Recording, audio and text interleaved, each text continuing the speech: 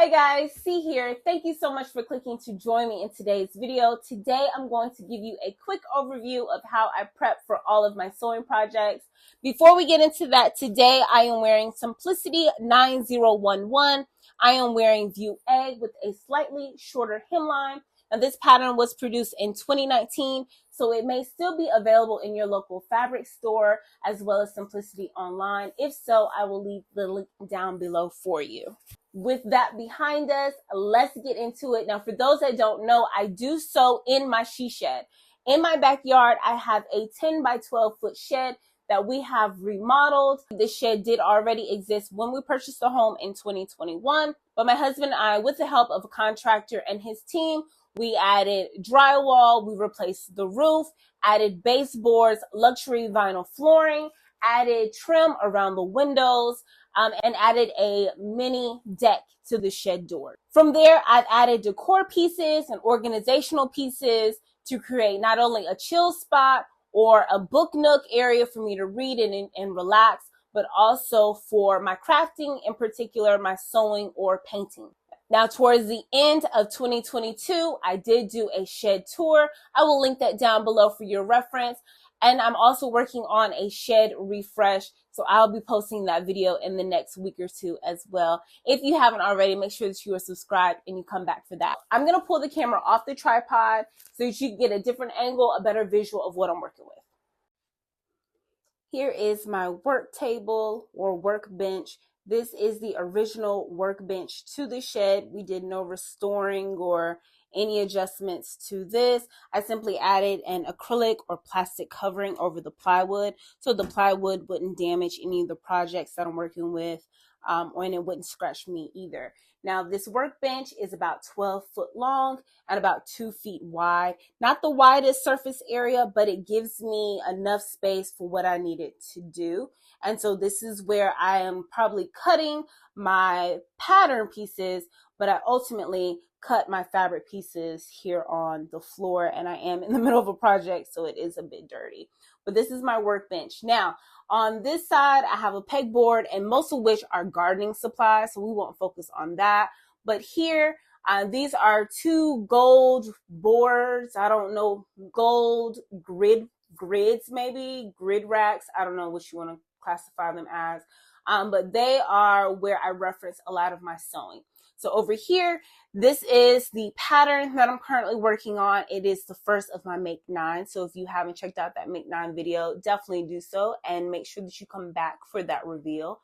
And here are the instructions for which, and then here are some patterns that I want to work on next. I want to keep them in mind so I don't forget. That way I am making the best use of those patterns, as well as not wasting my money on them, as well as keeping a visual or remembering the types of fabrics or the projects that I want to work on. Those receipts help me keep up with how much I'm spending on each project.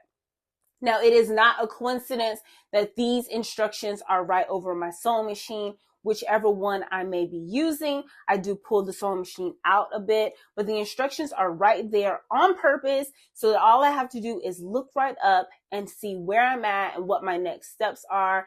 I found myself having the hardest time keeping up with the pattern instructions. They are falling off the table. They're falling all over the place. I can't keep up with them. The pages, I can't keep up with the page. I just have them clipped up here and it works out perfectly. Now, this side is my sewing side. So I have all of my sewing notions and threads and shears and whatnot, all readily accessible, as well as my patterns and everything like that. I'll touch base on that in the shed refresh because I've done some organization since my tour. Now, below my workbench on this side are containers for my sewing.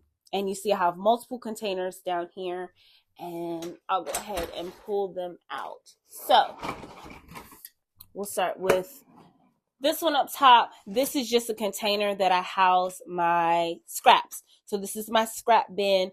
I'm trying my best to make the best use of that, using them for linings. If I have a project in mind, going ahead and using this fabric first, or seeing if I can use that fabric first.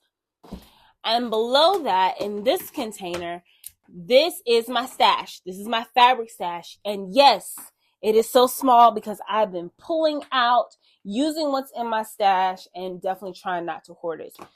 So those go there. Put that back. So I do like this space to stay very clean. And then here, these are the projects that I have already cut. All right, so towards the end of the year, I realized that when I batch cut, I stay on task, right? I realized that I finished the project in a more timely fashion and that I don't wander off and try to find something else to do. When I batch cut, I'm like, okay, finish that one. This one is next, right? So here are the projects that I have left that have been batch cut. This is from scrap. So while I was working on another project, I had plenty of scrap, so I went ahead and pulled this pattern out and just cut the pattern pieces out. So once I finish this make, then I'm gonna go to this one, right? And then after that, I'll move on to whether it is this dress or it's this skirt, but all the pattern pieces have been cut and I've already sourced my notion. So I've got my zipper for that. I've got my zipper for this one. I've already cut my interfacing. And in addition to cutting the fabrics, I also cut a scrap or a swatch of the fabric so I can practice my stitches before I start stitching on the actual garment. Especially with this poly satin, you want to make sure that your settings are right, you know, adjusting your stitch length and width and the tension, stuff like that. So instead of me practicing on the actual garment, trying to get my rigmarole, I go ahead and have swatch fabric, and I do that for all of my mates now. Here's this one. And this one, I don't need to do it because I just finished working with this fabric. So this machine already has my needle. It's already threaded. I'm good to go, which is why it's next. And as a matter of fact, I'm going to go ahead and stick it on that machine because I'm using my Singer Heavy Duty for my poly satin. Okay, so these are my cut patterns ready to go.